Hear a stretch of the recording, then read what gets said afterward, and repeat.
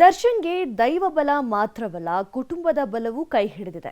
ಹೀಗಾಗಿಯೇ ಇಡೀ ಕುಟುಂಬ ಮೇಲಿಂದ ಮೇಲೆ ದೇವರ ಮೊರೆ ಹೋಗ್ತಿರೋದು. ಮಗ ವಿನೀಶ್ ಕೂಡ ಅಪ್ಪನಿಗಾಗಿ ಕಣ್ಣೀರ ಹರಕೆ ಹೊತ್ತಿದ್ದಾನೆ.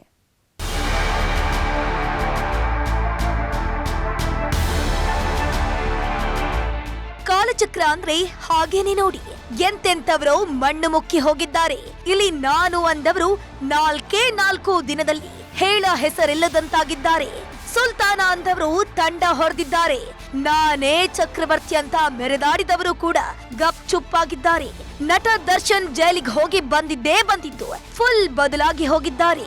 ನನ್ನವರು, ನನ್ನನ್ನ ನಂಬ್ಕೊಂಡವರು ಅಂತ ಕುಟುಂಬಸ್ಥರ ಜೊತೆ ಕಾಲ ಕಳಿತಿದ್ದಾರೆ.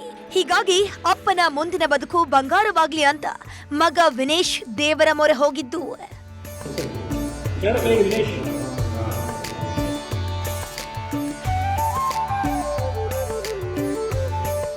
ದರ್ಶನ್ ಜೈಲು ಸೇರಿದಾಗ ಪತ್ನಿ ವಿಜಯಲಕ್ಷ್ಮಿ ಕಾಲಿಗೆ ಚಕ್ರ ಕಟ್ಕೊಂಡವರಂತೆ ತಿರುಗಾಡಿದ್ರು.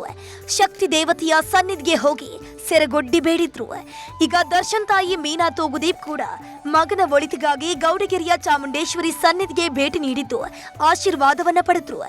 ಇದ್ರ ಬೆನ್ನಲ್ಲೇ ದರ್ಶನ್ ಪುತ್ರ ವಿನೇಶ್ ಕೂಡ ಅಪ್ಪನ ಪರವಾಗಿ ದೈವ ಸ್ವರೂಪಿ ಬಸವಣ್ಣನ ಬಳಿ ಹರಕೆಯೊಂದನ್ನ ಕಟ್ಕೊಂಡಿದ್ದಾರೆ.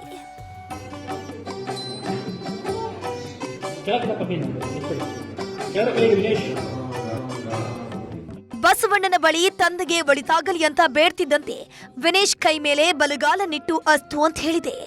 ನಂತರ ಚಾಮುಂಡೇಶ್ವರಿ ದೇವಾಲಯಕ್ಕೂ ಭೇಟಿ ನೀಡಿದ ವಿನೇಶ್ ಶಕ್ತಿ ದೇವತೆಗೆ ವಿಶೇಷ ಪೂಜೆಯನ್ನ ಸಲ್ಲಿಕೆ ಮಾಡಿದ್ರು. ತಂದೆಗೆ ಬಂದೊದಗಿರುವಂತಹ ಸಂಕಷ್ಟವನ್ನ ಆದಷ್ಟು ಬೇಗ ನಿವಾರಿಸು ತಾಯಿ ಅಂತ ಕಣ್ಣೀರ ಮೊರೆ ಇಟ್ರು.